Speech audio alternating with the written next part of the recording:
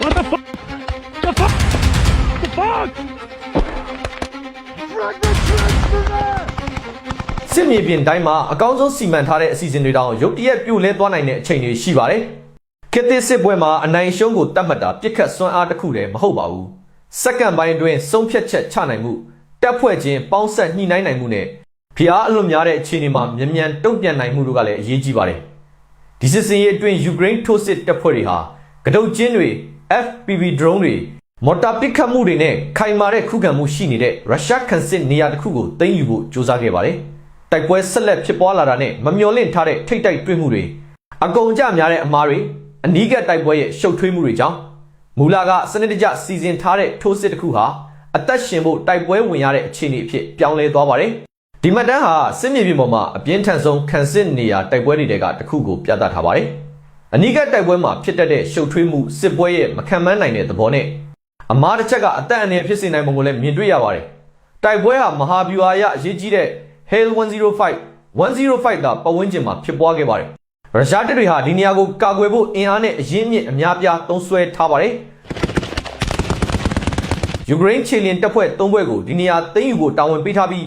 Heavy အနေနဲ့ပြစ်မှတ်စီလျင်မြန်စွာချင်းကပ်လာပါတယ်။ Fine. Shoot you.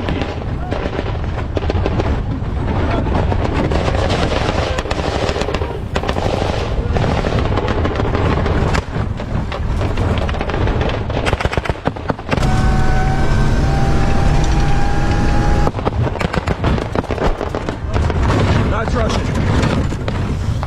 ထိုးစစ်တပ်ဖွဲ့ကိုရုရှားဘက်ကတွေ့ရှိတာနဲ့ချင်းကပ်လာတဲ့ရင်တွေပေါ်မော်တာပစ်ခတ်မှုစတင်ပါတယ် Go, go, go, go. ပစ်ခတ်မှုကြောင့်ယူကရိန်းထိုးစစ်ခဏတာအနှောက်အယှက်ဖြစ်ပေမဲ့စစ်သားတွေကရှေ့ကိုဆက်လက်တိုးပါတယ်ချက်ချင်းပြန်ပစ်ပြီးတိုက်ခိုက်မှုကိုဆက်လက်လှုပ်ဆောင်ပါတယ်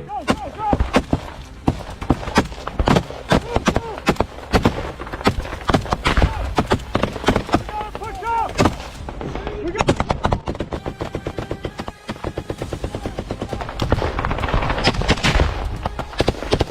ရင်ပေါ်ကဆင်းတဲ့အစပိုင်းနေရာမှာဖုံးကွယ်စရာမရှိသလောက်ဖြစ်ပေမဲ့ထိုးစစ်တပ်ဖွဲ့ကို Alpha, Bravo နဲ့ Charlie ဆိုပြီးအဖွဲ့၃ဖွဲ့ခွဲထားပါတယ်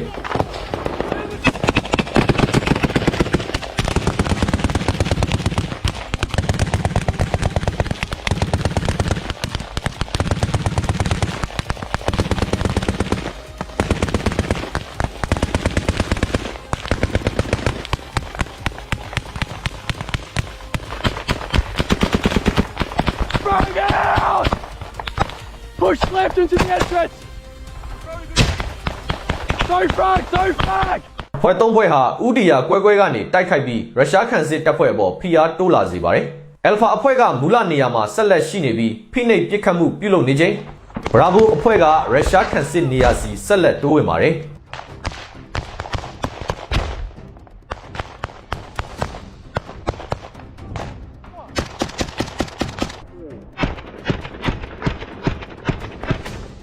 Drag the trench to there!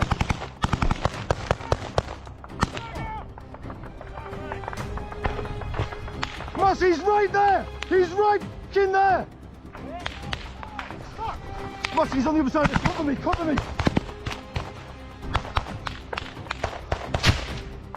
We need to get in the fucking trench, boy. ဖိအားတိုးလာတာနဲ့ရုရှားတပ်တွေက FPV drone တစ်စင်းနဲ့တိုက်ခိုက်ပြီးယူကရိန်းစစ်သားတအုပ်ကိုထိမှန်စေခဲ့ပါတယ် Go! Go to the left!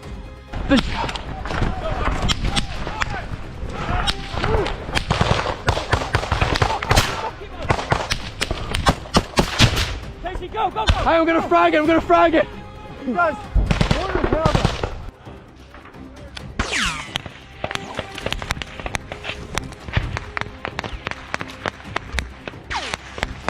Weapon. Run.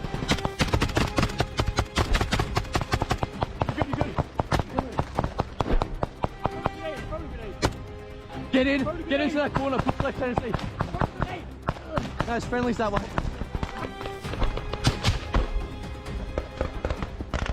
There's a Russian right here. Where's Jay? We need people here.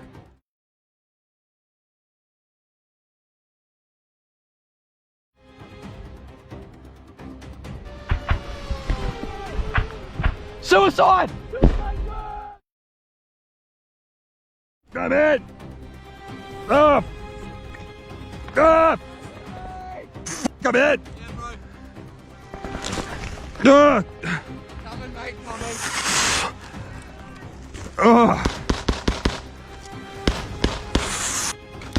တိုက်ပွဲစစ်မှုကဒဏ်ရာရစစ်သားစီချက်ချင်းရောက်ရှိပြီးဒဏ်ရာအခြေအနေကိုစစ်ဆေးပါတယ် Yeah. You okay? You okay? You're alive, you're alive. You alright? Can I change positions, please? Yep. သူ့အခြေအနေဟာတည်ငြိမ်နေတယ်လို့အကဲဖြတ်နိုင်ပြီးနောက်အာယုံဆိုင်မှုကရန်သူနဲ့ပုံမနီးကပ်လာနိုင်ခဲ့တဲ့ချာလီအဖွဲ့စီပြောင်းသွားပါတယ်ရုရှားစစ်သားတွေကရှစ်တိုးလာတဲ့ယူကရိန်းတပ်ဖွဲ့စီလက်ပစ်ဘုံးတွေပစ်ပါတယ်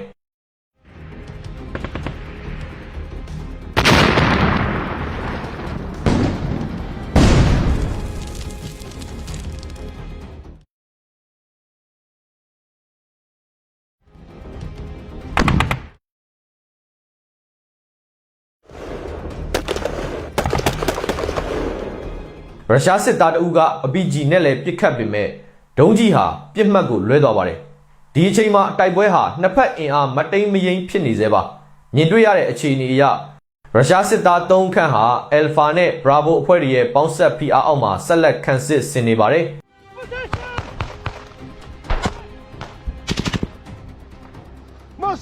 ရုရှားခံစစ်အားနည်းလာပြီလို့ထင်မြင်ခဲ့တဲ့ယူကရိန်းစစ်သားတူကရှစ်ကိုထပ်တိုးဖို့ဆုံးဖြတ်ပါတယ်ဒါပေမဲ့သူမသိခဲ့တာကရုရှားဘက်ကသူ့လှုပ်ရှားမှုကိုပြစ်ခတ်နိုင်တဲ့အနေအထားမှာဆက်ရှိနေသေးတာဖြစ်ပါတယ်။ရှစ်တိုးလာခြင်းမှာရန်သူပြစ်ခတ်မှုထိမှန်သွားပါတယ်။သူရဲဘော်တွေကချက်ချင်းဖိနှိပ်ပြစ်ခတ်မှုပြန်လုပ်ပြီးနောက်ထပ်စစ်သားတဦးကဒဏ်ရာရသူစီပြေးသွားကအရေးပေါ်ကုသမှုပေးပါတယ်။ရုရှားခံစစ်တပ်ဖွဲ့ကတော့ဆက်လက်ခုခံနေပြီးအခြေအနေကိုပြန်လည်ထိန်းချုပ်ဖို့နောက်ထပ် FPV drone တစ်စင်းလွှတ်တင်ပါတယ်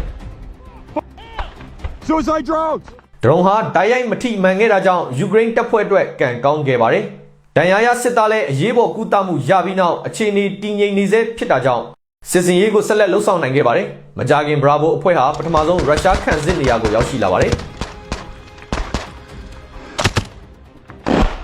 Stop it!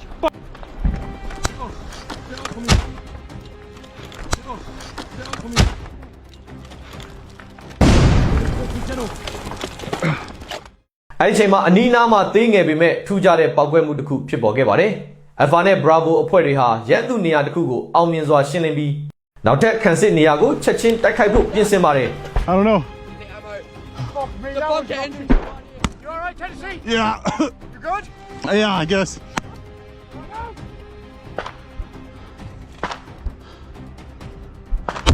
Hey, we've thrown frags in here, but there was one done, so... He's taking him, he's taking him, he's taking him. Check him. See if he's got a grenade. Oh, yep. ယူကရိန်းတပ်ဖွဲ့ရဲ့ဇက်တိုက်ဖိအားအောက်ရောက်နေတဲ့ကျန်ရုရှားစစ်သားတွေဟာထိုးစစ်ကိုနှိပ်ကွေးစေဖို့ FPV drone တွေကိုဆက်လက်အားကိုးနေပါတယ်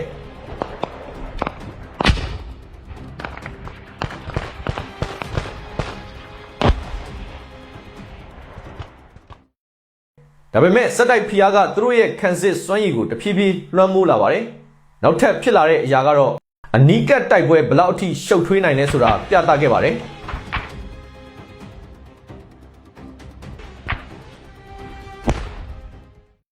ချာလီအဖွဲ့တိုက်ခိုက်နေတဲ့ဘက်ကနေရုရှားစစ်သား2ဦးထွက်ပြေးလာပြီးမတိလိုက်ပဲဘရာဗိုအဖွဲ့ကယူကရိန်းစစ်သား2ဦးရှိနေတဲ့နေရာစီတက်တက်ရောက်လာပါတယ် What the fuck? The fuck? The fuck? The fuck? ထွက်ပြေးလာသူ2ဦးတွေကတဦးဟာပြစ်ခတ်ခံရပါတယ်ဒုတိယတဦးကတော့ကြည်ဘယ်ဘက်ကလာနေတယ်ဆိုတာမခွဲခြားနိုင်ပဲယူကရိန်းခံစစ်နေရာနဲ့ခြေလမ်းအနှင်းငယ်သာကွာတော့တဲ့အထိရောက်လာပါတယ်ခဏတာတွင်နှစ်ဖက်စစ်သား2ဦးဟာမျက်နှာချင်းဆိုင်ဖြစ်သွားပါတယ်ရုရှားစစ်သားဟာရှုပ်ထွေးပြီးထိတ်လန့်နေတဲ့အခြေအနေဖြစ်တယ်လို့သူ့မှာလက်နက်လည်းမရှိတော့တာသိတာလာပါတယ်ဒီလိုဖြစ်ရတဲ့ကစစ်ပွဲဟာရုပ်ရှင်ဇက်ဝင်ကန်းတွေလိုကြိုတင်ခံမှန်းထားတဲ့အတိုင်းမဖြစ်တတ်ဘူးဆိုတာပြသပါတယ်အပြင်းထန်ဆုံးပြစ်ခတ်မှုကြားမှာတောင်ရန်သူစစ်သား2ဦးဟာ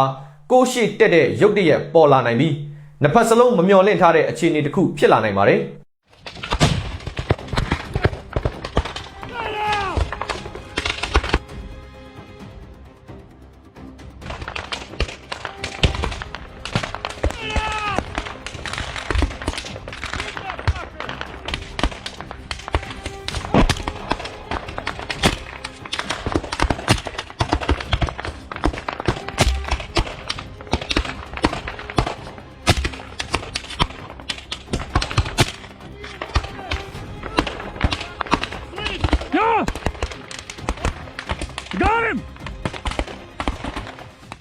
ဒီလိုအနိကတိုက်ပွဲအတွေ့အကြုံတွေဟာစစ်သားတွေပေါ်စိတ်ပိုင်းဆိုင်ရာဝန်ထုတ်ဝန်ပိုးကြီးမားစေပြီးတိုက်ပွဲပြီးဆုံးသွားပြီးနောက်တောင်အချိန်ကြာမြင့်စွာကြန့်ရှိတတ်ပါတယ်။စစ်မြေပြင်တစ်လျှောက်ပစ်ခတ်တံတွေဇက်တိုက်ကြားနေရခြင်းကျန်ရုရှားတပ်သားတွေဟာကတုတ်ကျင်းတွေထဲမှာပဲနေပြီးလှုပ်ရှားမှုကိုတက်နိုင်သမျှရှော့ချထားပါတယ်။ခန်းစစ်လိုင်းကိုအပိသက်ရှင်းလင်းဖို့ယူကရိန်းစစ်သားတွေဟာ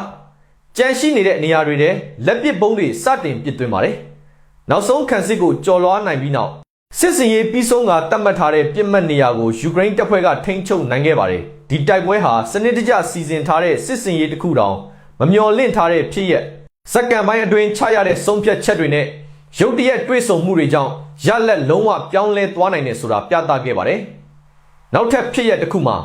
ယူကရိန်းစစ်သားတွေဟာလိုင်မန်ဒေသဘက်ကိုရွေလျားလာတဲ့ရန်သူခြေလျင်အဖွဲ့တစ်ဖွဲ့ကိုရှာဖွေတွေ့ရှိခဲ့ပါတယ်။ထောက်လှမ်းရေးအချက်လက်အရရုရှားတပ်သားတွေဟာဒီနေရာတက်တဲ့ကိုဖျက်ဆီးလာမယ်လို့ခန့်မှန်းထားပါတယ်။ဒါကြောင့်တပ်မှုဟာရန်သူကိုပုံမနီးကပ်လာခွင့်ပေးပြီးမှပစ်ခတ်ဖို့ဆုံးဖြတ်ပါတယ်။ရုရှားတပ်သားတွေတတ်မှတ်ထားတဲ့နေရာထဲဝင်လာတာနဲ့တိုက်ပွဲစတင်ပါတယ်။ရေဒီယိုသတင်းပို့ချက်တွေအရရုရှားစစ်သား၄ဦးတွေက3ဦးဟာချက်ချင်းတိုက်ခိုက်နိုင်စွမ်းဆုံးရှုံးသွားပါတယ်။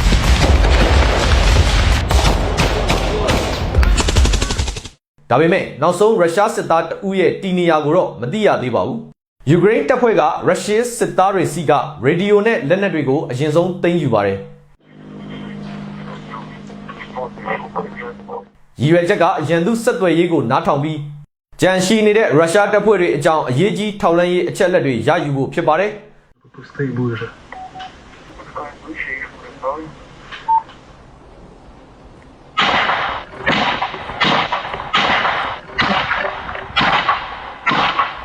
М-спорту, что у вас там?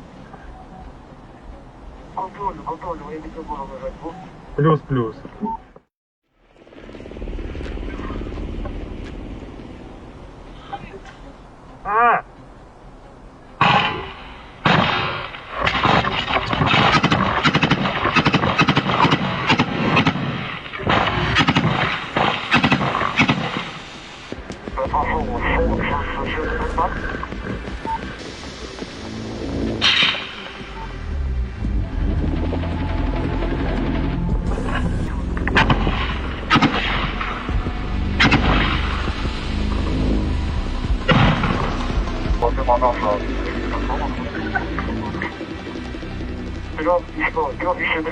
Браво, достаточно ответ, без опасения. ယူကရိန်းစစ်သားတဦးကသိမ်းယူထားတဲ့ရေဒီယိုကိုဂရုတစိုက်နားထောင်ပြီးပျောက်ဆုံးနေတဲ့ရုရှားစစ်သားရဲ့တီနီယာကိုရှာဖွေဖို့ကြိုးစားပါတယ်။ Контроль дороги не подходит к по дороге, можливо, один стикнувшись, можливо, один стикнувшись, я його не спостерігаю. Один червоний лежить на дорозі, я вже його піймав на магазин два. Це гантів.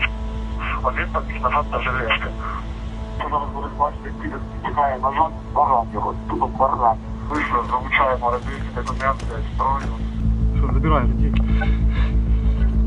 ဒါပေမဲ့တိကျတဲ့အချက်လက်မရရှိခဲ့ပါဘူး။နောက်ဆုံးကျန်တဲ့ရုရှားစစ်သားဘယ်မှာရှိလဲမသိရတာကြောင့်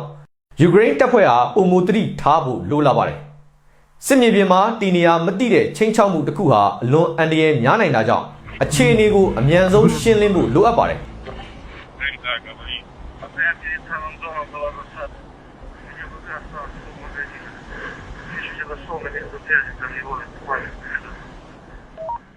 တချိန်ထဲမှာရုရှားဘက်ကပျောက်ဆုံးနေတဲ့ရေဒီယိုပိုင်ရှင်ကိုအကြိမ်ကြိမ်ဆက်သွယ်မှုစူးစမ်းနေပါတယ်။သူတို့ရဲ့ဆက်သွယ်မှုတွေကနေ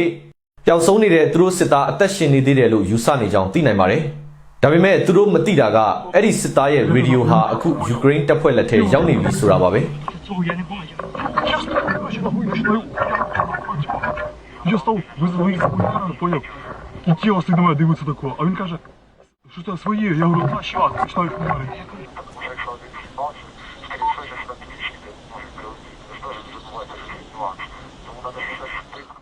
Japan ဖန်ယူထားတဲ့ဆက်သွယ်မှုတွေကနေရန်သူတီနီယာကိုရှာတွေ့လာပါတယ်။ယူကရိန်းစစ်သားတွေဟာအတန်မထွက်အောင်တိတ်တဆိတ်ရှေ့ကိုရွေ့လာပါတယ်။ဂျီလင်တပ်သားတွေဟာရန်သူရှိနေတဲ့အဆောက်အုံနဲ့နှင်းငယ်အကွာမှာရပ်ပြီး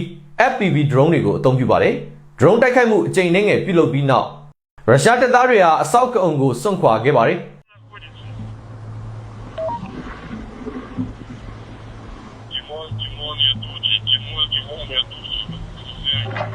Ладушек, може наш кріпак хай вийде, об'яснить ситуацію, що вони туди пішли. ပြင်ဘက်မှာအသင်းစောင့်နေတဲ့ယူကရိန်းခြေလျင်တပ်ဖွဲ့ကိုလည်းရန်သူရွေလျားမှုအကြောင်းချက်ချင်းအသိပေးပါတယ်။ရုရှားတပ်သားတွေဟာအနီးကအခြားအဆောက်အုံတစ်ခုတည်းပြောင်းရွှေ့ပြီးအကာအကွယ်ယူပါတယ်။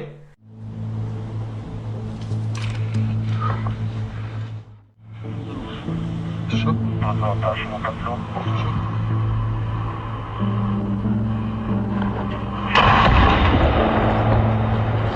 ။ယူကရိန်းတပ်ဖွဲ့ကတော့မြေပြင်တပ်သားတွေကိုနေရာမှာပဲဆက်လက်စောင့်ထားပြီးမြေပြင်ထိုးစစ်မစခင် drone တိုက်ခိုက်မှုကိုထပ်မံပြုလုပ်ဖို့ဆုံးဖြတ်ပါတယ်။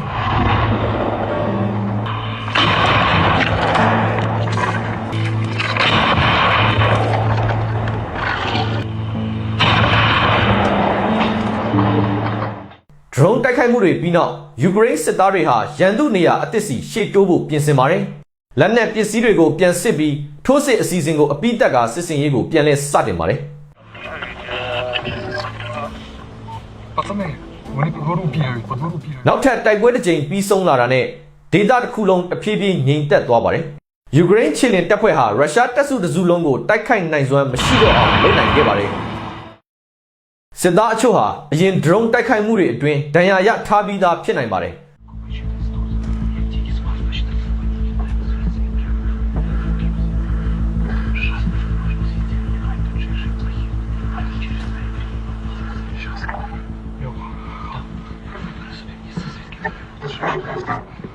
Палочки можу так оставить. И работать поверху, а сейчас буду бігти. За хатою, за забором, все чисто, все чисто. Суперплани, підпаліть кімнати термобарами, не підпаліть кімнати, все підвали. Все. Готовы, пацаны? Я выхожу туда лавочкой, ебашит. Готуємо кошки, гранати і починаємо.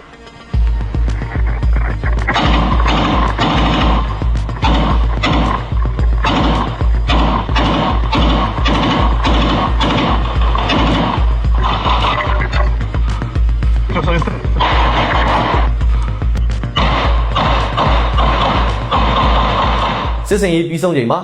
ရုရှားစစ်သား3ဦးတိုက်ခိုက်နိုင်စွမ်းဆုံးရှုံးခဲ့ပြီးနောက်ထပ်3ဦးကိုအသက်ရှင်ဖမ်းဆီးနိုင်ခဲ့ပါတယ်။နောက်ထပ်စစ်စင်ရေးတစ်ခုမှာယူကရိန်းရဲ့တတိယကောက်ဟာသူတို့တာဝန်ယူထားတဲ့စစ်မျက်နှာမှာပုံမှန်မဟုတ်တဲ့ရန်သူလှုပ်ရှားမှုကိုရှာဖွေတွေ့ရှိခဲ့ပါတယ်။ရုရှားတပ်တွေဟာဒေသထဲဝင်ရောက်ထားပြီးနောက်ထပ်ခြေလျင်တပ်သားတွေပို့ကသူတို့ရဲ့နေရာတွေကိုဆက်လက်အားဖြည့်နေပါတယ်။ဒါကိုတုံ့ပြန်ဖို့တပ်ရင်းကအသစ်သိမ်းယူထားတဲ့ရုရှားနေရာတွေကိုရှင်းလင်းဖို့စစ်စင်ရေးတစ်ခုချက်ချင်းစတင်ပါတယ်။ရည်ရွယ်ချက်ကရန်သူတပ်ဖွဲ့ကိုဖယ်ရှားပြီးနောက်ထပ်ရှစ်တိုးလာမှုမရှိအောင်တားဆီးဖို့ဖြစ်ပါတယ်။ရုရှားတပ်ဖွဲ့ရှိနေတဲ့ရေဘူးဧရိယာကိုတိထားပေမဲ့အတိအကျနေရာတွေကိုတော့မသိရသေးပါဘူး။ Пойдешь, как и договаривались. Ты работаешь с этой стороны, твой фланг правый. Ставлю тебя плюс. Помнишь, да? ဒါကြောင့်ချင်းရင်တပ်ဖွဲ့ကိုဒေတာတဝင်းဂီယူတစိုက်ရှာဖွေရှင်းလင်းဖို့တာဝန်ပေးထားပါတယ်။ရှာဖွေနေချိန်မှာစစ်သားတွေဟာတိတ်တဆိတ်ရွေလျားပြီးရန်သူကိုမတွေးမချင်းကိုတီနေရမပေါ်အောင်ကြိုးစားရပါတယ်။အစပိုင်းမှာရုရှားတပ်သားတွေရှိနေတဲ့လက္ခဏာမတွေ့ရပါဘူး။ Медленным клином ты йдеш на відтяжки 5-10 метрів, щоб при засідці не можна було відкотитись. Щоб ти міг їх прикрити, тобі треба укриття. Плюс. Братан, будуть сліди летіти, де ти тут сховаєшся? Я не хочу, щоб ти забирався. Повтори. Там дуже густо. ဒါပေမဲ့အပြင်ပန်းမြင်ရတယ်လို့မဟုတ်ပါဘူး။ရန်သူဟာမျောလင်းထားတာထက်ပုံမနီးကပ်နေပါတယ်။မကြခင်မှာပဲနှစ်ဖက်ထိတွေ့မှုဖြစ်ပေါ်လာပါတယ်။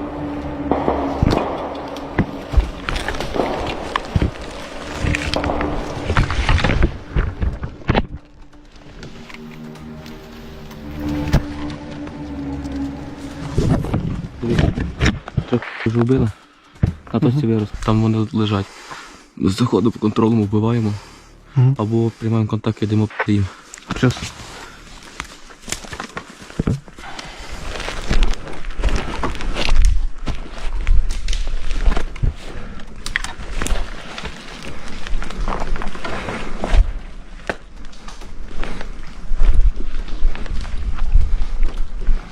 За цього ж Мурая казав.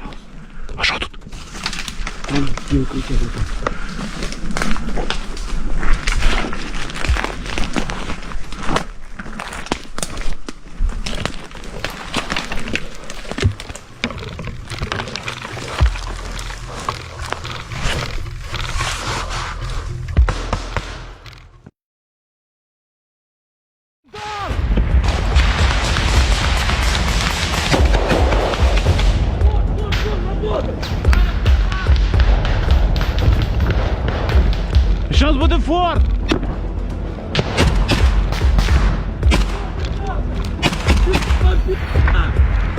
ချ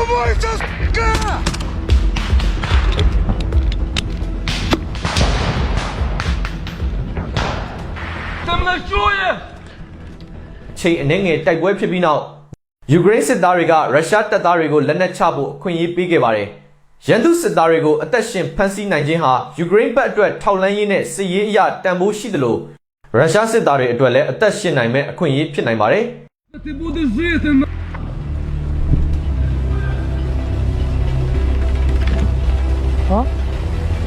От. ဒါပေမဲ့အစာပိုင်းတုံ့ပြန်မှုကတော့လက်နက်ချမဲ့ပုံမပေါ်ခဲ့ပါဘူး။အခြေအနေကိုပုံမရှင်းလင်းစွာမြင်နိုင်ဖို့ယူကရိန်းခြေလျင်စစ်သားတအုပ်ကဒရုန်းတစ်စင်းလွှတ်တင်ပါတယ်။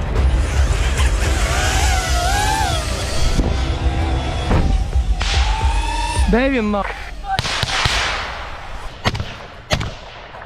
Він в такому бліндажі з накриттям. Я спостерігаю за ним.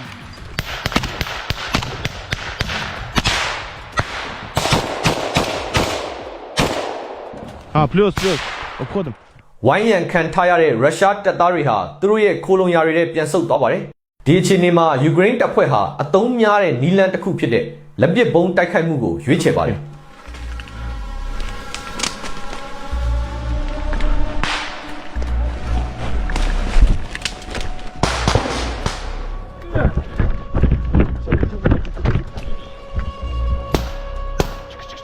Прямо всередину закинь. Прямо всередину, давай. Прямо всередину, братан, давай, підмог, давай. Ось так.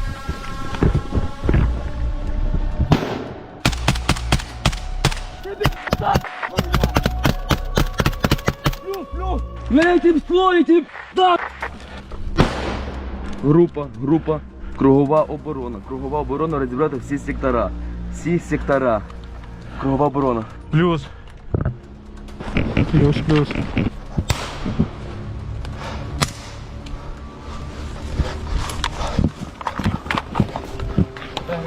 А?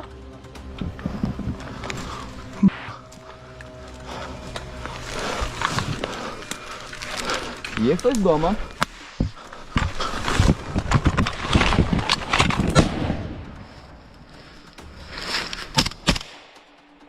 Проходь. ခိုးလုံရတဲ့လက်ပစ်ဗုံးအများအပြားပစ်သွင်းပြီးနောက်ဂျင်လင်တပ်သားတွေစတင်တိုးဝင်ပါတယ်။အဲ့ဒီအချိန်တက်တဲ့မှာပဲမမျှော်လင့်ထားတဲ့ဖြစ်ရပ်တစ်ခုကအခြေအနေကိုပြောင်းလဲသွားစီပါတယ်။ Тікай! Смородники трійки двигун! Де? Контролюйте! Контролюйте! ခိုးလုံရတွေကရုရှားစစ်သားတွေဟာလက်ပစ်ဗုံးပေါက်ကွဲမှုတွေကနေအသက်ရှင်ကြံ့ရစ်ခဲ့ပြီးရုတ်တရက်တန့်ပြန်တိုက်ခိုက်လာပါတယ်။ Дай руку! Брат, мені знаю! Скинь на цей автомат. ဒီတိုက်ခိုက်မှုကြောင့်ယူကရိန်းစစ်သား2ဦးဒဏ်ရာရခဲ့ပါတယ်။အပြင်ဘက်ကကြည့်ရင်ဒီလောက်ပေါက်ကွဲမှုတွေကြားမှာအသက်ရှင်ဖို့မဖြစ်နိုင်တယ်လို့ထင်ရနိုင်ပေမဲ့ခိုးလုံရအတွင်းပိုင်းဖွဲ့စည်းပုံကိုအတိအကျမသိရပါဘူး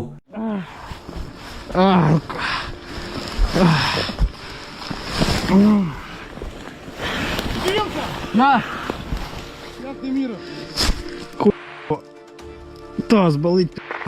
Ты не теряешь сознание? То вроде нет. ပိတ်ထားတဲ့နေရာတွေထဲလက်ပစ်ဗုံးပေါက်ကွဲရမှာအချို့အခြေအနေတွေမှာဓာတ်ရိုက်သေးစီနိုင်တာထက်အတွင်းကလူတွေကိုမူးဝေစေခြင်းနဲ့လမ်းပြောက်သလိုဖြစ်စေခြင်းကပုံမတက်ရောက်နိုင်ပါတယ် Крей!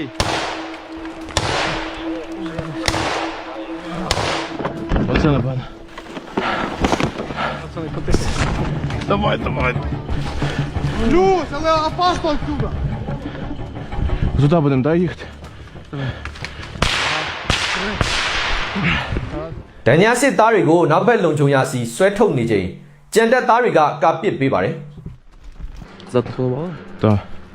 Плюшка, ти затупонував? Затупонували. Берег. Потрібно втягнути в укриття. Ми цим і займаємося, як країна.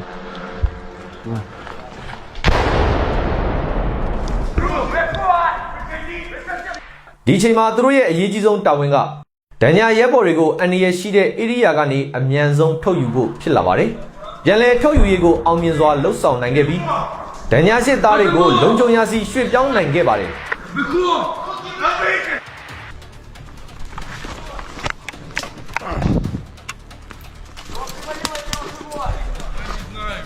Ти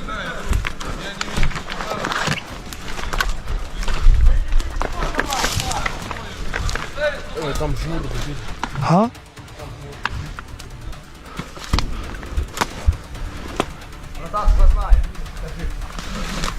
Сквозная. Сквозная рана. Сколько есть? Перетянуть, что есть? Выкнем. Там массивка, посмотри. Нет, там массивки немає. Течеться, массивки немає.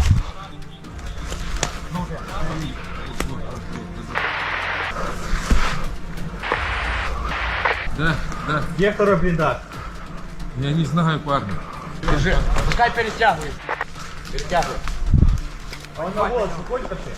Есть. Он не ходячий был, у него все ноги осколочные.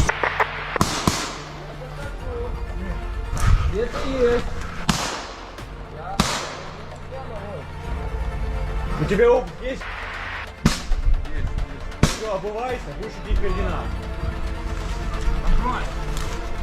သူတို့ရဲ့အခြေအနေလဲတည်ငြိမ်နေတယ်လို့သတင်းပို့ထားပါတယ်။နောက်တစ်နေ့စတင်လာချိန်မှာ